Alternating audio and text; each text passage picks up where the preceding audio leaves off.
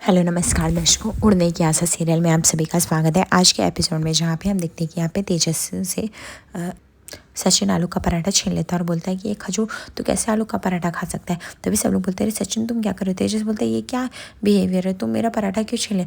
तभी यहाँ पे सचिन बोलता है अरे देख तेरी खरबूजी जो है वो भूखी है, ठीक है, खजूर, और तू इस तरह से कैसे खा सकता है। तू उसका पति है, तू बराबर 50-50% पार्टनरशिप हो ना। तुझे तो खाना ही नक्की नहीं मांगता है। तू अगर खाएगा तो कैसे तेरा ससुर बाहर निकलेगा। तुझे भी एकदम क्या बोलते हो उसको, हाँ, सन्यासी वाला खाना खाना पड़ेगा, ठीक है, एकदम शुद्ध और सादा खाना है कि नहीं बाबा, बताओ जरा इसको। तभी यहाँ पे परेश बोलते हैं हाँ आई तो वैसे यही कहते हैं कि पत्नी के व्रत में पति का भी भागीदारी होता है, इसलिए पति को हमेशा पत्नी का साथ देना चाहिए। यहाँ पे सचिन बोलता है हाँ अभी देखो अगर साली व्रत रहती तो मैं कैसे उसका ढाल बन के रहता। बोल साली तू बता, तू व्रत रहती तो मैं खाना खाता क्या। साली बोलती नहीं नहीं जब तक मैं नहीं खाती तुम नहीं खाते। बराबर ये आई, ये बाबा के बाइकों को भी पूछ लो, उसको भी पता है ये बात, तू नहीं खाती, और अगर तू व्रत रहती मैं नहीं खाता, मैं व्रत रहती तू खाती क्या, नहीं ना। तो ऐसे ही चलता है, देख एक दूसरे के बिना हम नहीं खाते। पति पत्नी का मतलब क्या हुआ, 50-50 करने का। तो खजूर तेरे को भी व्रत रहना पड़ेगा, समझे। अभी ये आकाश को देख ले, आकाश अगर मान ले तेरी ये अंग्रेजी पोपट जो है कल को व्रत रहती तो क्या तू खाना खा लेता। आकाश बोलता बिल्कुल नहीं, जब तक कि रिया खाना नहीं खाएगी तब तक तो मैं खुद नहीं खाऊंगा। तो मैं तो रिया के बिना सोच भी नहीं सकता हूँ विदाउट रिया। तो बोलता है हाँ, और अंग्रेजी पोपट तू बता, अगर तुझे तेरा व्रत है या फिर आकाश का तो तू खा लेगी। तो यहाँ पर रिया बोलती है हाँ मैं खा लूँगी, मुझे भूख लगेगी। इफ़ अगर मुझे भूख लगेगी तो मैं वेट क्यों करूँगी। सबका अपना एक अलग अलग पेट होता है, सबका अपना भूख की कैपेसिटी अलग होती है, तो फिर मैं अनावश्यक क्यों ऐसे रहूँगी। तो भी आकाश बोलते क्या बीबी तुम ऐसे बोल रही हो। तो बोलती आकाश भी प्रैक्टिकल है, मैं क्यों भूखी रहूँ तुम्हारी वजह से। तभी यहाँ पे हम देखते रेणुका बोलती ठीक है चाहे जो बात हो, लेकिन तेजस बात तो सही है कि तू भी अभी सादा भोजन करेगा, तू ये सब भोजन नहीं कर सकता। अभी तू आलू का पराठे छोड़ और खड़ा हो जा, ठीक है, और जा। तब यहाँ पे तेजस बोलता है अरे आइए क्या करो। तब यहाँ पे रेणुका बोलती बराबर, अभी ये प्लेट छीन लेती है और बोलती है अब तुम लोग जाओ यहाँ से, ठीक है, और हाँ जाके अपने काम पे लगो। चाहिए तो तुम्हें सादा खाना बना देती हूँ वो खा लो, हाँ चाहिए तो रोशनी तू बना दे और तुम दोनों खा लो। तो फिर रोशनी बोलती बिल्कुल है मुझे खाने की ज़रूरत नहीं है। और तेजस इफ चलना है तो चलो मुझे बाहर जाना है काम से। तब यहाँ पे हम देखते हैं कि सचिन कैसे उसकी तरफ ये पराठा आलू का पराठा करके खा रहा होता है और उसको एकदम से मजबूर कर देता, बोलता है आलू का पराठा कितना स्वादिष्ट है। अब चल खजूर तू जा, ठीक है, और इन लोग को बता दे बाबा की बाइकों की इन लोग को बाहर से नहीं खाना। तभी रेणुका कहती हाँ हाँ तुम लोग बाहर से कुछ मत खा लेना, नहीं तो अनावश्यक कुल सब पाप चढ़ जाएगा, फिर से व्रत करना पड़ेगा। तभी सचिन बोलता है कि हाँ क्या पता बाहर जाए और खा ले, इन लोग के दिमाग में पता नहीं क्या चलेगा, इसलिए प्लीज़ हाँ संभल के, भगवान सब कुछ देख रहा है इसलिए ऐसा मत करना। तभी परेश बोलता है अरे सचिन बस कर कितना परेशान करेगा वो लोग को। तभी हम देखते सचिन को यहाँ पे कॉल आ जाता है और वो मैडम का रहता है जो कि वो कल कैब में आई हुई रहती है, यानी ईशा का। वो बोलती है कि तुम सचिन फ्री हो, आओ आ सकती तो आ जाओ, मुझे जाना है ऑफिस में, टूरिस्ट ऑफिस में। तभी सचिन बोलता है हाँ ठीक है मैं आ रहा हूँ। तभी हम दूसरी तरफ देखते हैं कि यहाँ पे रोशनी जो थी अपने पार्लर पहुँच जाती है और उसकी फ्रेंड भी आई हुई रहती है, और वो रोशनी जो थी अपने फ्रेंड से सारी अपने दुख दर्द बयां कर रही होती है कि ये सब मेरी सास की वजह से हो, पता है वो काकू तो मुझे जिंदा नहीं छोड़ेगी, वो व्रत करा रही है, वो भी फलाहारी ऐसे व्रत पता नहीं, और वो सत प्रणाम करा रही है, सुबह नहाना पड़ता है, अपना खाना खुद बनाना पड़ता है विदाउट नमक। मैं बता नहीं सकती मेरी लाइफ कितनी डिफिकल्ट होगी, और आज भी मैंने कुछ भी नहीं खाया, पता है इतना टेस्टी टेस्टी खाना को देख के। होता भी यहाँ पे उसके फ्रेंड बोलती चल अच्छा तेरी सास कुछ तो झूठ को ही सच मान रही, तुझे तो इसी में खुश हो जाना चाहिए, इसमें क्यों हो रही है। उनको लग रहा है तेरे पापा है, अच्छा है तो शक तो नहीं करे। तभी यहाँ पे देखती पार्लर वाली जो असिस्टेंट जो थी वो लाती, बोलती मैम आपका पार्सल आया। तभी यहाँ पे उसकी फ्रेंड जो थी बोलती वाह मुझे खाने का कितना मन था, कितना यम्मी है, मैं मेरे से तो रहा ही नहीं जा रहा। तभी यहाँ पे रोशनी जो होती है वो ताका झाकी कर रही होती है, वो जैसे अपनी फ्रेंड को खाते हुए देखती है, बोलती है तूने क्या मंगाया। तभी यहाँ पे वो बोले कि मुझे ना फ्राइज़ खाने का बहुत ही ज़्यादा क्रेविंग हो रहा था, इसलिए मैंने मंगा लिया। रोशनी मेरे से रहा नहीं जाता, तो बर्गर मेरा तो फेवरेट, इसलिए मैं खा रही हूँ, खाने जा रही। तब यहाँ पे रोशनी बोलती है कि आज तो पता है कि मेरी तो सास ने मुझे तो गोबर सुबह सुबह गोबर से सब लेप करा है, पता है वो गोबर छी यू। तभी उसकी फ्रेंड बोलती तभी तो मैं सोचूँ इतनी बदबू कहाँ आ रही तेरे पार्लर से, तेरे से बदबू आ रही गोबर की। तभी रोशनी बोलती सच में मेरे से बदबू आ रही। तभी उसकी फ्रेंड बोलती तो क्या ना तेरे हाथ कितने गंदे हैं, हाँ दूर हटो, तू सच में बदबू कर रही है, तभी यू बहुत बदबू आ रही है तेरे से, तू अच्छे से जाके नहा ले। तभी रोशनी बोलती सच में मेरे से बदबू आ रही, सच में बताना। तब उसकी फ्रेंड बोलती है अरे नहीं नहीं मैं तो मजाक कर रही थी, ऐसा कुछ भी नहीं है, बट सीरियसली मुझे बहुत ही मज़ा आ रहा है, अच्छा मैं खा रही हूँ, ठीक है। तभी यहाँ पे रोशनी बोलती प्लीज़ मुझे भी थोड़ा सा एक बाइट देना। तभी वो जो होती मना कर देती, बोलती जब तुझे झूठ का व्रत बोला तो सच्चे मन से निभाना। तो रोशनी बोलती पता नहीं कब वो ईशा आएगी 27 लाख देगी तब जाके हमारा प्रॉब्लम सॉल्व होगा, अदरवाइज हमारी लाइफ में ऐसे ही पड़ा रहेगा। तभी नीति सचिन जो था वो ईशा को लेके आता है उसके टूरिस्ट और ट्रैवल ऑफिस में और बोलती है ईशा कि मैं बस आधे घंटे का काम है, मैं आती हूँ तब तक तुम वेट कर सकते हो। सचिन बोलता है अरे 10 मिनट आधे घंटे के, मैं 1 घंटा भी वेट कर सकता हूँ मैडम, आप जाओ फटाफट अपना काम करके आओ, मैं नीचे ही खड़ा हूँ। तभी हम देखते हैं यहाँ पे ईशा जाती है वो टूरिस्ट ट्रैवल के मैनेजर से मिलने के लिए, जहाँ पे वो बोलती कि हाँ मैम कैसे हो आप, अच्छे से पहुँच गए थे। तभी ईशा बोलती है हाँ आप लोग की हेल्प की वजह से मैं अच्छे से पहुँच गई थी, नाइस, अभी मेरा टिकट करा दीजिए शाम का, मुझे निकलना है। तभी बोलती हाँ मैम हो जाएगा, नो इशू।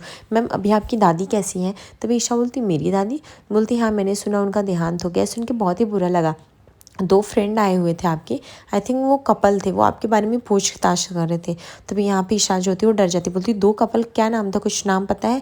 तभी यहाँ पे वो उसकी मैनेजर बोलती है हाँ हाँ नाम एक का तेजस था और लड़की का नाम तो मुझे नहीं पता, बट वो कपल थे, वो उन्होंने बताया कि आपकी दादी का देहांत हो गया और आपको इन्फॉर्म करने के लिए, मैंने तो कुछ इन्फॉर्मेशन दी नहीं। तभी ईशा बोलती एक्सक्यूज़ मी, वो मेरे कोई दादा दादी यहाँ पे है ही नहीं, वो कौन थे मुझे नहीं पता, इस तरह से फ्रॉड या स्कैम वाले भी हो सकते हैं, आप गलती से भी मेरा इन्फॉर्मेशन उन तक नहीं दे सकती, इस तरह से आप न्यूज़ को लीक नहीं कर सकती, आप मैं कहाँ रहती हूँ। तभी बोलती डोंट वरी मैडम, हमारे पॉलिसी का स्ट्रिक्ट एक्शन है कि हम किसी के भी बारे में कुछ भी डिस्क्लोज नहीं करें, तो आप उसके लिए वरी मत कीजिए, मैंने ऐसा कुछ भी नहीं किया। तभी यहाँ पे ईशा जो थी उसको कुछ पैसे दे के रिश्वत दे के चली जाती है कि आइंदा से वो लोग आए तो कुछ मत बताना।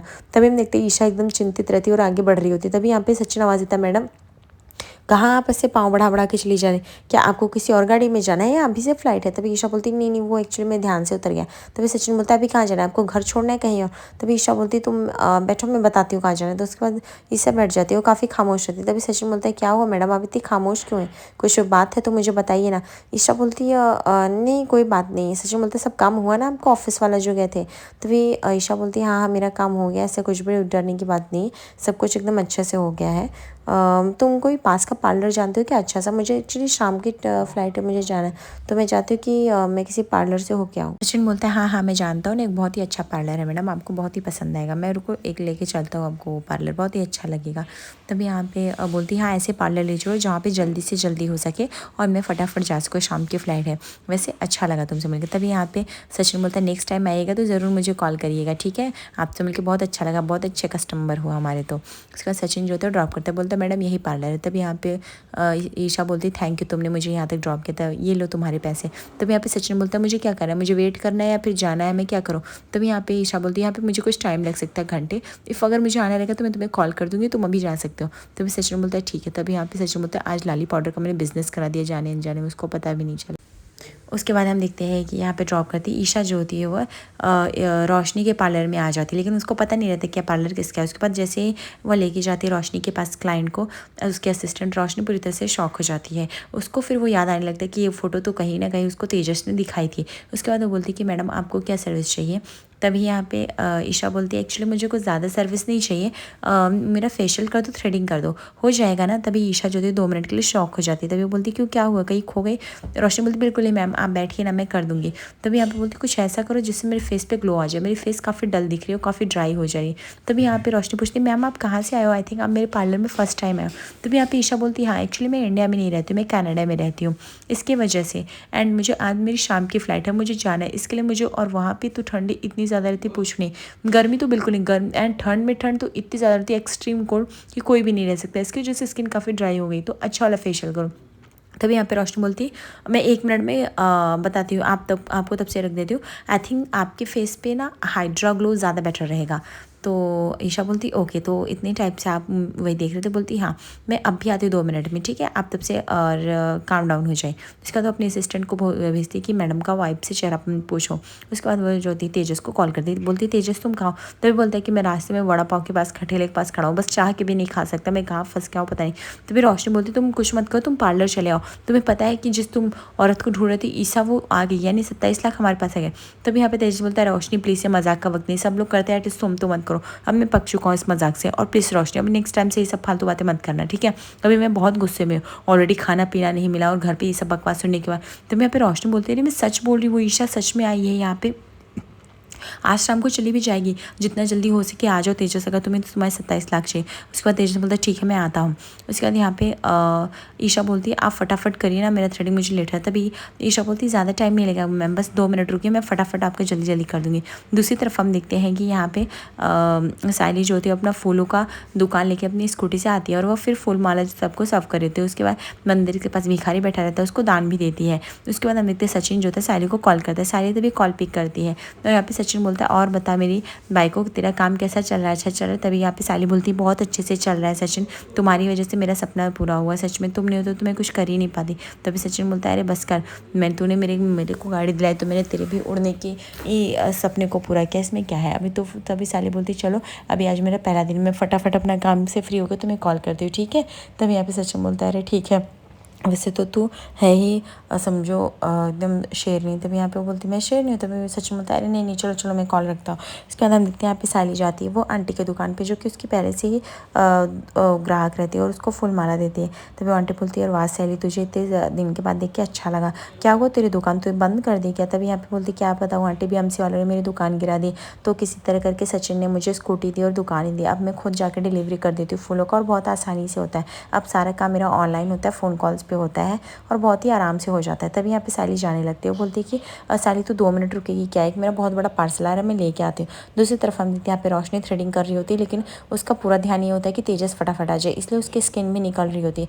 तभी यहाँ पे ईशा चिल्लाती बोलती संभल के करो। तभी रोशनी बोलती सॉरी मैम, एक्चुअली आपकी स्किन काफ़ी सॉफ्ट है ना इसकी वजह से, बट आप 2 मिनट रुकिए हो जाएगा, आप ज़्यादा मत वो करिए। उसके बाद बोलती है कि मैम अगर सब कुछ आपको हो चुका है थ्रेडिंग, आप एक बार अपना फेस आईने में देख लीजिए। लेकिन जैसे ईशा आईने में देखती है उसको तेजस का चेहरा दिखाई देता है और पूरी तरह से शॉक हो जाती है, मानो जैसे हिल जाती है।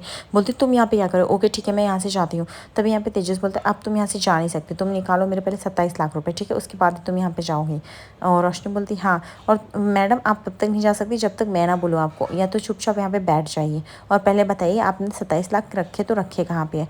तभी ईशा बोलती है हाउ डेयर हो, तुम लोग की हिम्मत कैसे मुझे यहाँ पे रखने की, तुम लोग को पता भी है तुम लोग ये क्या करो। तभी तेजस बोलता है बस करो ईशा, तुम्हें शर्म आनी चाहिए, तुमने मेरे 27 लाख रुपये लेके भाग गए और तुम्हें शर्म भी नहीं है ये सब करने के लिए। तभी यहाँ पे ईशा बोलती है कि मैं तुम्हारे 27 लाख रुपए लेके भागी, मैं वो सब तुम्हारी देन थी, तुम्हारे साथ में इतने टाइम तक रही तो उसको एक कॉम्पनसेट समझ लो ना, उसमें इतना क्या है। तभी रोशनी बोलती तुम्हें शर्म आनी चाहिए, तुम औरत हो, तुम एक कॉम्पनसेट, अगर वो कॉम्पनसेट है तो तुम क्या थी वो टाइम, तुम्हें खुद भी समझ जाना चाहिए। ईशा बोलती हाउ डेयर हो, तुम कौन होती हो बीच में बोलने वाली हमेशा मेरे और उसके बीच में। तभी तेजस बोलता है ये मेरी वाइफ है, जब तुम जैसे चुड़ैल मेरी लाइफ से निकली ना, तुम एंजल जैसी बीवी मुझे मिली और जो कि मेरे साथ दे रही है, ये मेरी बीवी है, रोशनी नाम है इसका।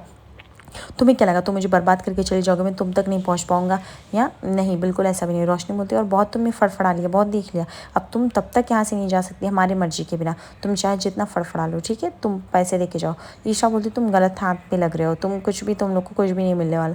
रोशनी बोलती हो रियली, मैं तुमसे तो पैसे निकलवा के ही रहूँगी, तुम कुछ भी करो। तेजस बोलता तुम्हारे वजह से मुझे घर वालों के ताने सुनने पड़े, लोफड़ मुझे ज़िंदगी में जिससे लगा निराशा सा हो गया, तुम्हें 27 लाख रुपये जो लेके गई लौटाओ हम मेरे। दूसरी तरफ हम देखते हैं यहाँ पे जब वो आंटी आ जाती है वो बोलती है कि थैंक यू सायली, अभी तू जा सकती है। उसके बाद सायली बोलती है ठीक है। सायली जैसे बाहर निकलती है उसकी स्कूटी गायब रहती है, क्योंकि वहाँ पे नो पार्किंग का बोर्ड रहता है, फिर भी सायली वहाँ पे पार्क की रहती है, इसलिए BMC वाले जो थे सायली का गाड़ी उठा ले जाते हैं। यहाँ पे सायली एकदम से घबरा जाती है कि आखिर उसकी स्कूटी गई तो गई कहाँ। तभी वो भिखारी से पूछने लगती, तभी वो बोलते कि आपकी स्कूटी तो कोई हाथी पे 2 लोग बैठ के आए थे, मानो जैसे उड़ते हुए गई। सायली काफ़ी पागल सी हो जाती है और वो सचिन को कॉल करके सब कुछ बताती है। आगे एपिसोड पे से बने रहे दोस्तों को लाइक और सब्सक्राइब करिए।